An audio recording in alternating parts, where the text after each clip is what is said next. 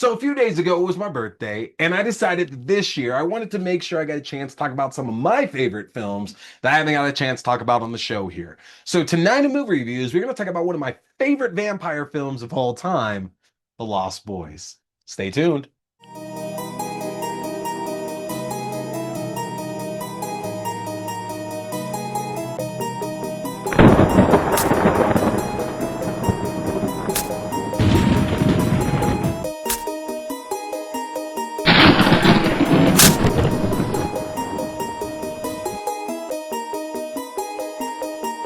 Hey, what's going on, everybody? Welcome to the show. I appreciate you tuning in for another brand new review. Like I mentioned, tonight in movie reviews, we were talking one of my absolute favorites, The Lost Boys.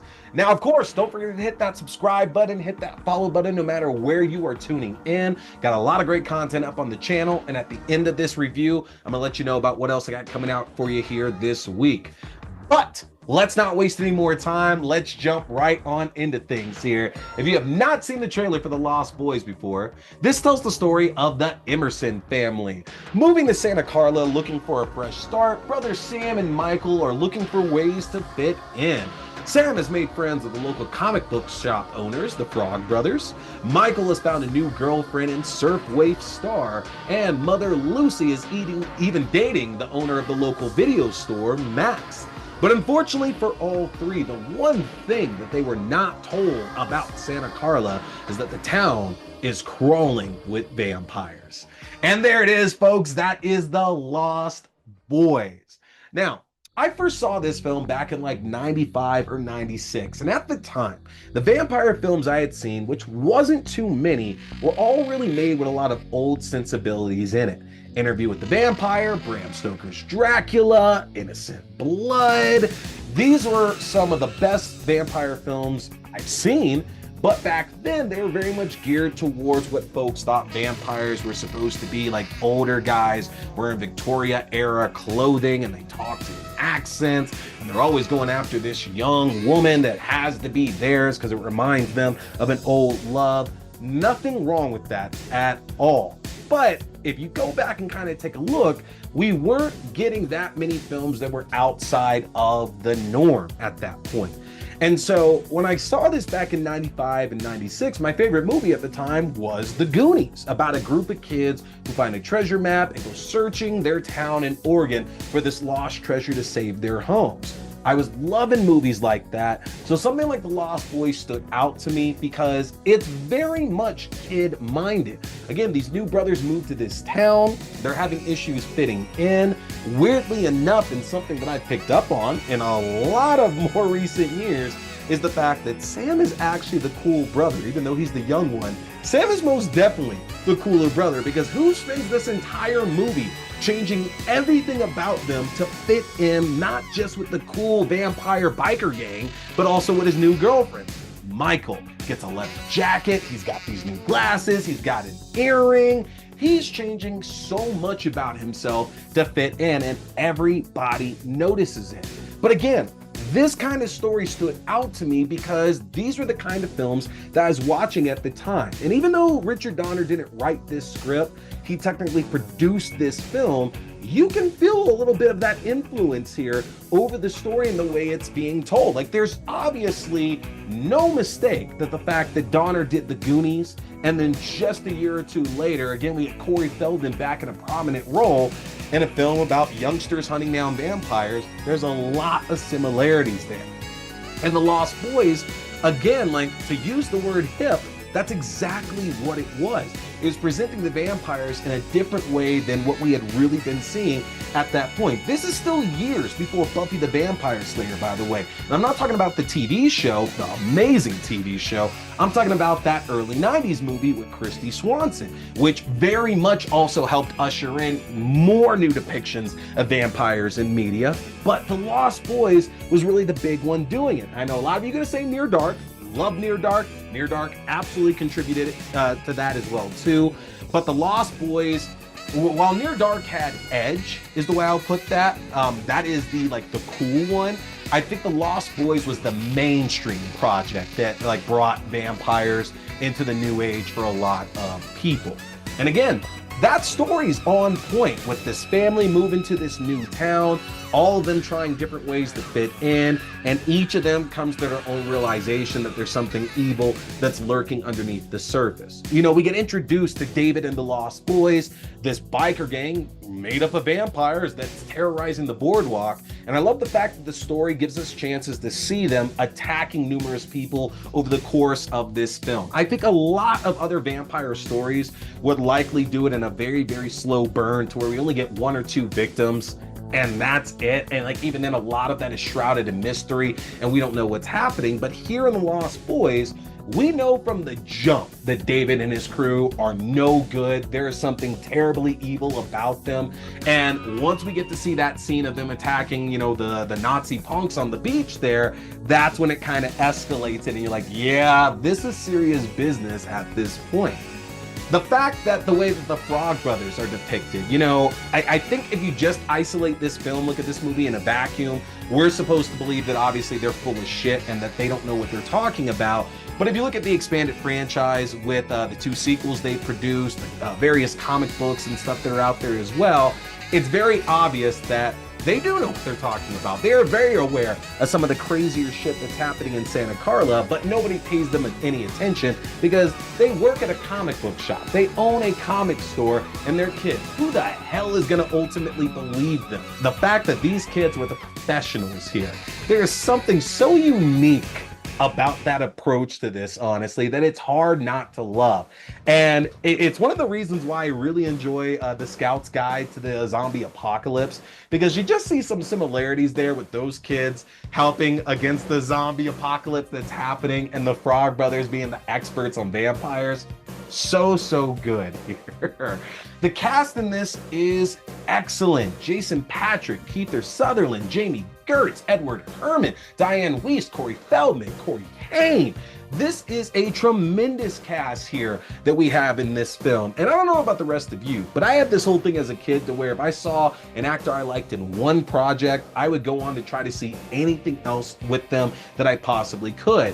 And it's kind of funny because this was not my first experience with Jason Patric and Jami Gertz. Some of you might get points on this one here if you've seen a little film called Solar Babies, which is a mix of like The Running Man, Rollerball, and Mad Max. And it's about how in the future, in the dystopian future, where water is not really a thing anymore, all kids have to do is to play this rollerball kind of game. And that is where I first saw Jason Patric and Jami Gertz. And apparently this movie and the fact those two did that together is the reason why Jami Gertz got hired as star in The Lost Boys. So love that little piece of trivia. If you've never seen Solar Babies, go and check it out. You probably will not love it now, but if you're a big fan of cheesy 80s films, that's gonna do it for you. That's absolutely gonna do it for you there on that one.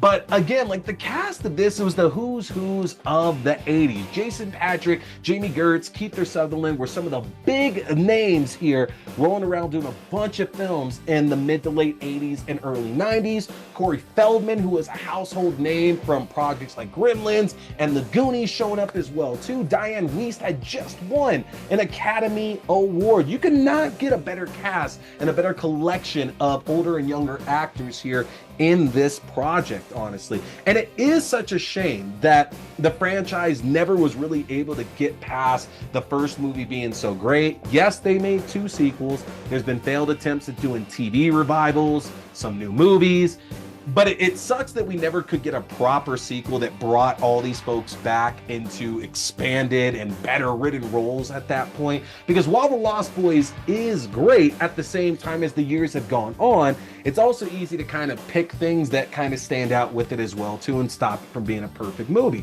Most of it has to do with around the mythology that's told in the story itself.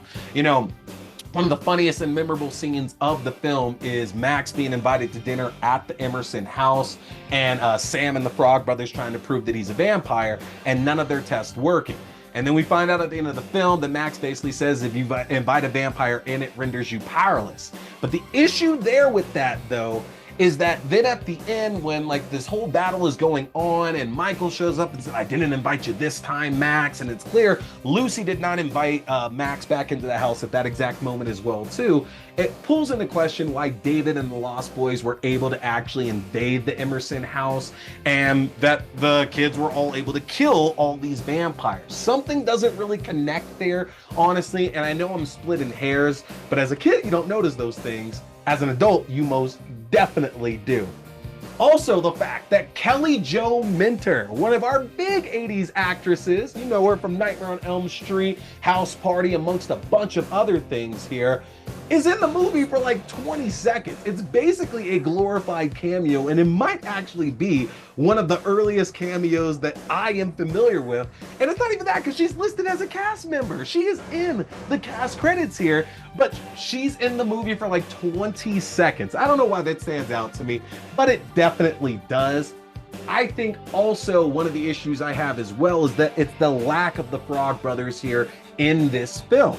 I think that Edgar and Allen, you know, Corey Haim and Jamison Newlander, they add so much freshness to this vampire tale. They're fun, they are hip, and they might be a bit geeky, but they know what they're talking about. They are all business. But the frogs don't get as much screen time as you would want them to. Most of the earlier stuff is them trying to convince Sam that vampires do inhabit Santa Carla, and then they jump on board trying to prove that Max is a vampire. But I really, really think that had we gotten another scene or two with the Frog Brothers in it, that really would have bumped up it feeling like we're giving just as much time for the younger members of the cast as we are doing it for the older members of the cast. So it's not perfect. There's not a lot of big issues that I have with it here. It could be bloodier. I think a lot of you, like, you're happy with some of the scenes we get in it, and when the vampires are all being killed towards the end of the film, those scenes are quite brutal and gory as well too. But it does kind of feel that like maybe a couple of scenes with some of the other victims in the film could have been done with just a little bit more blood, just a little bit more gore to match up with what we get to see in some of the depictions later on there. I also would have loved to see a little bit more of Santa Carla. You know, it's a very Goonies-like movie, and when they're setting up for the vampires to siege them and like the Frog Brothers and Sam are going around collecting the holy water and everything, I kept thinking like, man, I really want to see more of Santa Carla because it's set up to be a character itself, and we just don't spend all that much time there in other parts of the town. The boardwalk is fantastic, absolutely fantastic, but it's the boardwalk, it's Emerson House, and it's David's Cave. And that's really it. And I just would have loved to see a little bit more of Santa Carla itself. So, not a perfect film, but this is one that I can always go back to. And if it's on TV, I cannot turn that channel. There are scarier vampire films out there. There are funnier vampire films out there. There are hipper vampire films out there for sure. But there's not a lot of films that balance all three of those things as well as The Lost Boys really does here. I do feel it has stood the test of time. And while, yeah, it might not be the first vampire film I show to somebody who wants to watch like their very first vampire movie, it is something that I feel is something you can introduce to a younger audience and help build their love for horror. This feels very much like a great introduction to it. You're not worried about that much cursing. You're not worried about it being an overabundance of blood and gore. A lot of what happens here in this film works so well for that younger audience. So, The Lost Boys, one of my absolute favorites, gets a 4.5 out of 5. Folks, I want to hear your thoughts about The Lost Boys, though, in the comment section. Let me know about the first time that you saw this and ultimately how you're feeling about this one today. And of course, get subscribed to my Linktree, which you can do by going to linktr.ee/T Scary Movie. If you get subscribed, that's going to be access to the YouTube page with video versions of the show, your favorite podcasting platforms, the audio-only versions of the show, my Letterboxd page for written reviews and movie rankings throughout the year, my TikTok page for short horror content including movie news, movie reviews, and movie premieres, my Twitch page for horror gaming including Phasmophobia, and my Fangoria shop page where you can enjoy a 20% discount off anything in the Fangoria shop. Take advantage of that, y'all. Hit that subscribe button. Got a lot of great content coming up this week. We're going to take a look at one of my other favorite vampire films, Fright Night. We are also going to be talking Borderline, and we are going back to season 1 of Dexter Resurrection. You do not want to miss any of that. We're also talking Alien Earth. We got a lot of good stuff coming up here, folks, but that is going to do it for me tonight. I appreciate you tuning in. My name is T. I'm talking scary movies. Stay scared.